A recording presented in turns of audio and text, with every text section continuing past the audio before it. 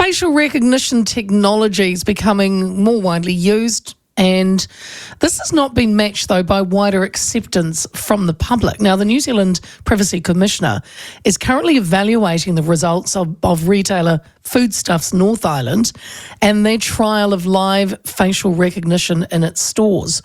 The Commissioner is also considering a potential code on the use of biometrics that would govern the use of people's unique physical characteristics to identify them. But as facial recognition becomes more common, public acceptance of the technology is inconsistent. Retail stores, for example, tend to attract controversy when using facial recognition, but there is little resistance in the use of it at airports. And the vast majority of people have no problem unlocking their phones, of course, using their face. Paul Spain, the founder of CEO of Gorilla Technology, joins me now. G'day, Paul. Hey, how are you, Leah? I'm good. I suppose the first question's got to be, there has been little analysis of New Zealand's attitudes to this technology. What's your take on it, Paul, of it? Do you love it? It should be everywhere, but there still needs to be some work done on it. Look, I think with any technology, there's all sorts of positives that the new technology can bring, but there is usually that flip side, the issues with the technology, and facial recognition or biometrics certainly falls into that that camp. And look, it's easy to sort of think, hey, we can use this technology everywhere, but there are some significant risks, and I guess. When we use biometrics or facial recognition, it's a little bit different if an entity you don't trust ends up with your biometrics, because you can never get them back. So if you think of, I lost my password got hacked. You can reset your password and you can start again. But if someone is misusing or misappropriating your image and using it in untoward ways, then there's not too much that you can actually do about that. That's true. So yeah, it's not an ideal position to be in, and of course. Some of this is just kind of dropped on us in ways we have zero choice. So if you're coming into the country or leaving the country, you can't really push back on that because it's the only way to get in and out of the country.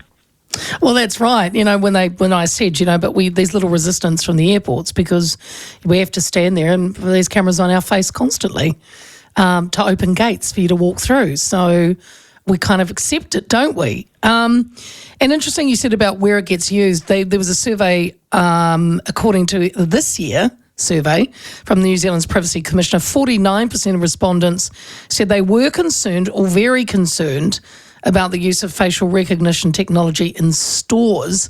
And do you think, and you touched on it, is it because they are worried about how their data will be used? As in, if it was in a store, are they using it to then send me blooming advertising and crap like that? Can that happen? Yeah, look, I mean, the possibilities once your data has been compromised, we probably haven't delved into all those things. But I think it's also important to recognise that in more and more public locations there are cameras, and sometimes those are linked up with police and councils. Sometimes they're for private organisations who are.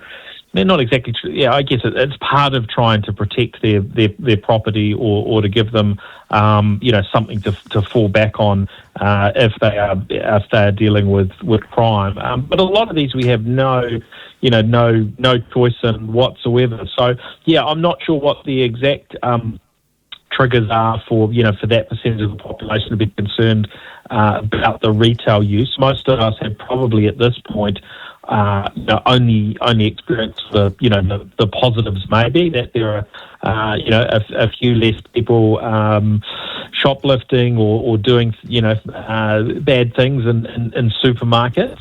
So that there's an upside to that. But of course, if the supermarket doesn't manage to completely secure those images, then you don't know how they might end up getting used in the future. And of course, there are already some bad actors out there, and the New Zealand Police were in the media this year for tapping into a database that drew from images that had effectively been stolen off social media. And so they were I guess whether it was testing or whether it was real, they were uploading some images from somewhere to an organisation internationally who is largely considered not particularly trustworthy because they've stolen data.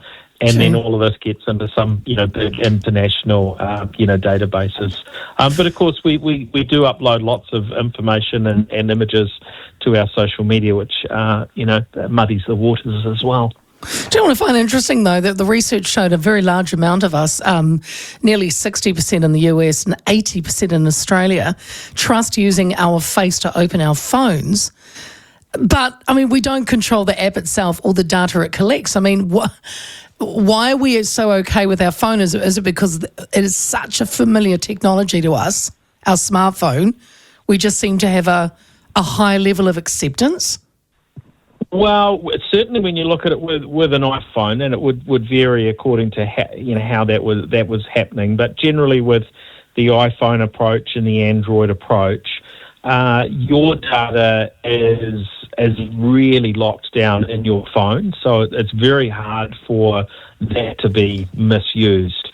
So your Face ID in an Apple scenario is locked in and encrypted in your phone. Nobody can actually get that out. So it's not actually being, when you unlock an app, the app doesn't get that Face ID information. They just get confirmed that you've unlocked the app or you've unlocked your phone, and then the app's able to operate. So that's certainly should leave us more relaxed, about that sort of thing. But of course, never say never.